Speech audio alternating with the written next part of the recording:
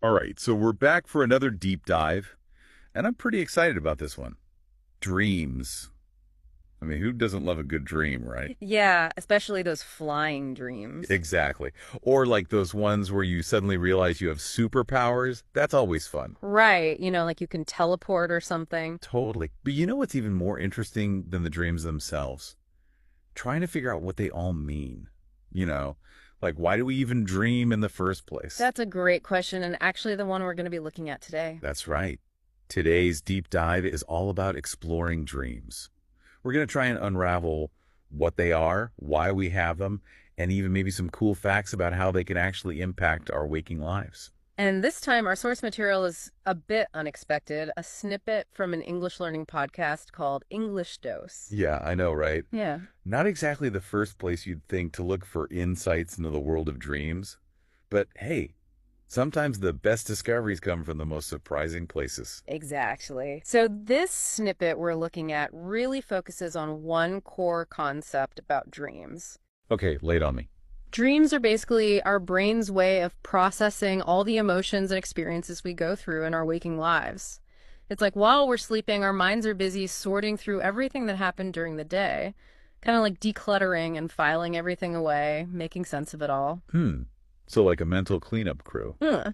But wouldn't our brains be doing that kind of processing anyway, even if we didn't dream? I mean, it seems like a pretty essential function to keep everything running smoothly up there. Yeah, that's a really good point, and it gets to the heart of what makes dream so fascinating. It seems like they go beyond just basic processing.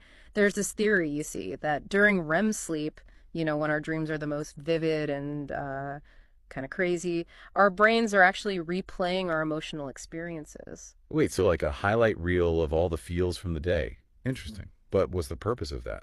Well, researchers believe that replaying these emotions actually helps to strengthen certain neural pathways in our brains, which in turn could help us regulate our feelings better and even process things like trauma more effectively. It's almost like emotional rehearsal for real life. Whoa, that's pretty powerful stuff. So dreams aren't just random images and stories flashing through our minds. They're actually playing a crucial role in our emotional well-being. It really seems that way. So you know what this reminds me of? That part in the podcast snippet where they talk about dream journals. They suggest that keeping a dream journal can help us spot patterns in our dreams and even boost creativity. Ah, yes, the dream journal. It can be a really powerful tool. Think of it like training your mind to hold on to those fleeting images and emotions from your dreams. Writing them down helps you remember them better. And over time, you might start to notice recurring themes, symbols, or even emotions that pop up again and again. And that can give you some really interesting insights into what's going on in your subconscious. Right, those recurring symbols and stuff. I've definitely noticed that in my own dreams. Like, there's always this one really weird clock that shows up, no idea what it means, and it's definitely there a lot. But what about the creativity boost? How does that work exactly? Well, there's actually a pretty famous story about this, about Elias Howe. He was trying to invent the sewing machine, but was really stuck on the design, specifically where to put the needle. Then, one night, he had this crazy dream where he was being attacked by tribesmen with spears. And get this, the spears had holes near the tips. Wait, so he got the idea for the sewing machine needle from a dream about being attacked by spear-wielding tribesmen. That's wild. I know, right? It's a perfect example of how our dreams can sometimes hold solutions to problems that we haven't even consciously considered yet.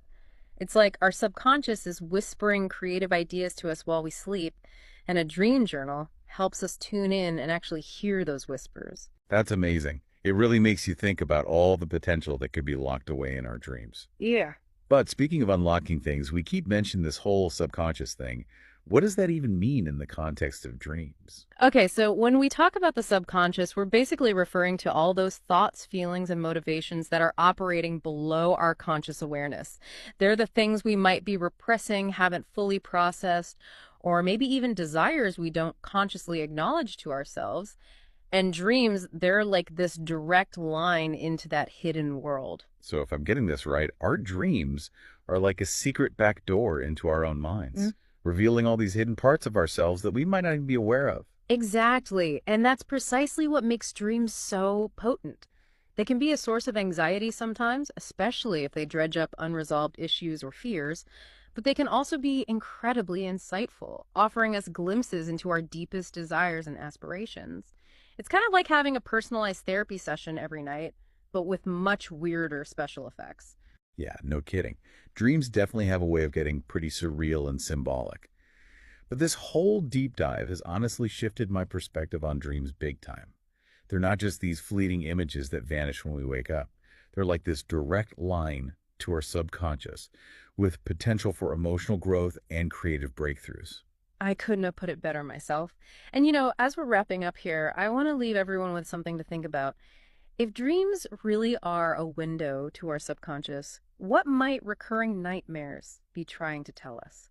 What hidden messages might they be trying to convey? It's something to ponder the next time you find yourself lost in the strange and wonderful world of dreams. Yeah, that's definitely something to chew on. All right, everyone, that's it for our deep dive into the world of dreams. Thanks for joining us, and until next time, sweet dreams. Sweet dreams.